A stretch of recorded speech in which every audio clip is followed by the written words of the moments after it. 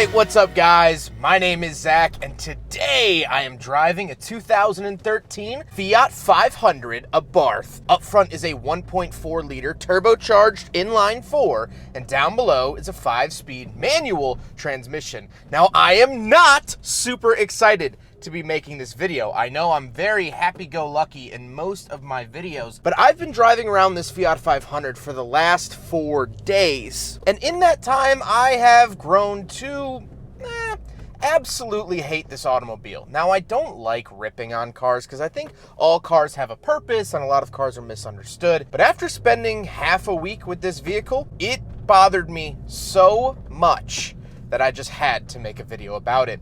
If you'd like to submit your own vehicle to be reviewed by me, you can head on over to my website, zackpradel.com/submit. It's a quick and easy submission form, takes under a minute to fill out, and I come out to you. But let's get back to that 1.4 liter turbo under the hood. Well, that was special for the Abarth. This is based off the Fiat 500, but this is the more hopped up, sportier version. Abarth means the sports version. It's sort of a division of Fiat, and they tune all of their stuff and what have you. So this engine makes 160 horsepower, which is actually quite wonderful, and around town it is a blast. However, even though this vehicle only has 103,000 miles on it, anytime I start to build any more than 6 psi of boost, the engine shakes violently. So it is nearly undrivable near the top end, and I say nearly, it just feels dangerous to do so. Now, I understand that this is just this particular 500 Abarth, but I've talked to owners and I've driven other vehicles, and unfortunately, it's the same story. As these vehicles age, they develop a lot of problems, and that engine is one of those problem parts. Like I said, paired to it is a 5-speed manual transmission. Really wish it had an extra gear for the highway. However, it's okay. The clutch engagement is really friendly. The shifter's fine, although it feels really cheap and flimsy.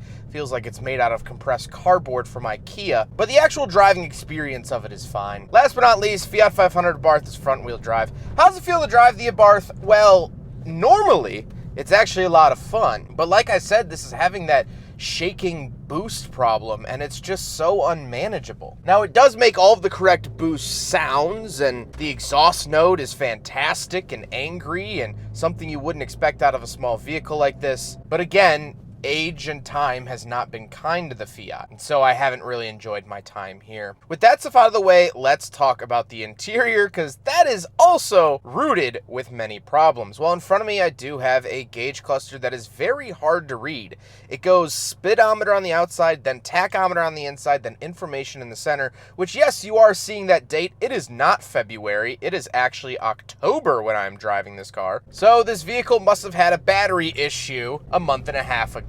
Off to the left, I do get a boost gauge, which again is kind of hard to read, and it has a gear shift indicator. It is never once turned on for me. On the steering wheel on the left, I have my mute and back button, phone options, and voice commands. And off to the right, I do have my cruise control options, which don't work. I had a 3-hour drive yesterday, and I really wanted to use cruise control, but everything I pressed, every combination of buttons, resulted in the same no cruise control result. So that just doesn't work anymore. On the back of the steering wheel, I do have skip track and volume buttons like a lot of other Chrysler products. And the overall steering wheel is fine. It's leather wrapped, has the Abarth badge, but that's about all it has going for it. Off to the left, I do have a climate control vent and my traction control off button. Don't know why the hell I would use that. And moving out of the door, we have our latch to get in and out and the power mirrors. The power windows are actually found elsewhere. Moving into the center, we have 2 climate control vents and the radio. This is a very prehistoric radio. Even by 2013 standards,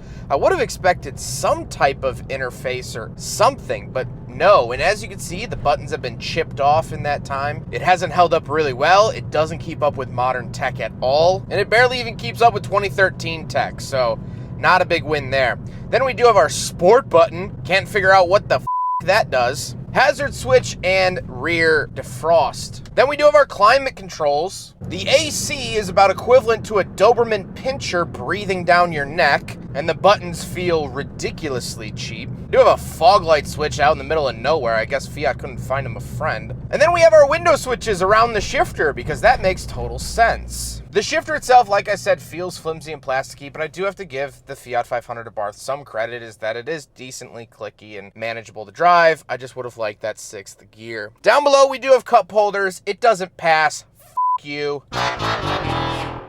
Then I do have the handbrake, which even when disengaged is floppier than a disc. And moving up to the seats are manual, would have liked to have seen power, but overall they're actually not uncomfortable. I've enjoyed my experience with them. And if you are tall, you are going to be able to fit in the Fiat 500 Abarth. That's one of the main takeaways, or at least positive takeaways from the Abarth, is the fact that if you are tall, you will fit in here. However, because it is a coupe, the doors are super wide, so you think, oh, I could fit in that tiny little parking spot, but then comes the challenge of getting out, and I tell you what, it is quite the challenge. Speaking of which, we do have back seats. I'm not going to cram myself back there. I'm already in enough pain driving this thing, but here's a video of me climbing in one from a couple of years ago. I haven't really fluctuated in weight or height since then, so it's pretty much the same.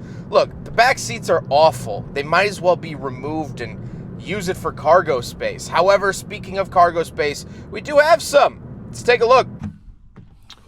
It's perfectly fine for takeout food, a shoebox, not a whole lot. I mean, it is a small car. You can't really knock it too hard for that, and you can put the seats down, which is what I would do, and make this all cargo space as opposed to just this little bit. And you do get the cutest, tiniest little cargo shelf.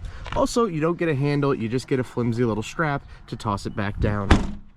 Now we gotta talk about the looks, and I think this is another one of the redeeming qualities of the Fiat 500 Abarth. I think it looks decent. Now, this one has a carbon fiber wing on it, and some tints and things like that. I don't think it's a bad looking car, and I tell you what, this is a heck of a lot better looking than the other one that I drove that was yellow with a red interior. That was the McDonald's special. This is black on black, a little bit classier, a little bit nicer in that regard.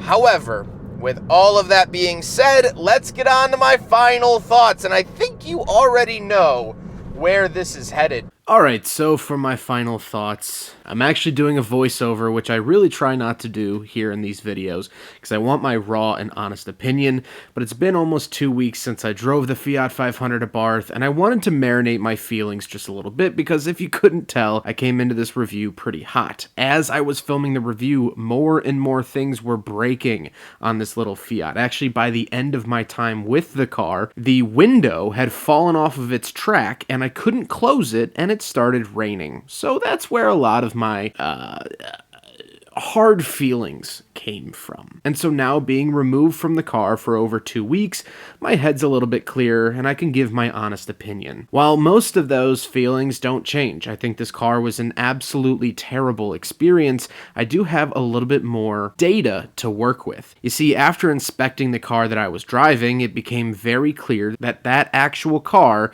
had been in an accident. There were junkyard numbers on several of the body panels, the inside of the door was wavy like a piece of bacon, which ended up explaining a lot of the issues that I felt with the car. Now, I'm not sure how that played into the engine shaking violently. I don't know how that played into the radio buttons being broken, or the battery going out, or the window falling off of its track for that matter. But at the end of the day, this is not a prime example of the Fiat 500 Abarth, and I want that to be known. This isn't every single thing, but I've had lots of experiences in Fiat products that are very similar. Relatively low mileage, 100,000, 105,000 miles. I've even driven some with 80,000 miles that had similar issues. And so I wanted to make this video as a cautionary tale. I know how enticing and how exciting it might be when you pull up the Copart finding of a really cheap Fiat 500 Abarth, and you go on YouTube and you look up all the exhaust sounds and you think, man, that thing sounds great.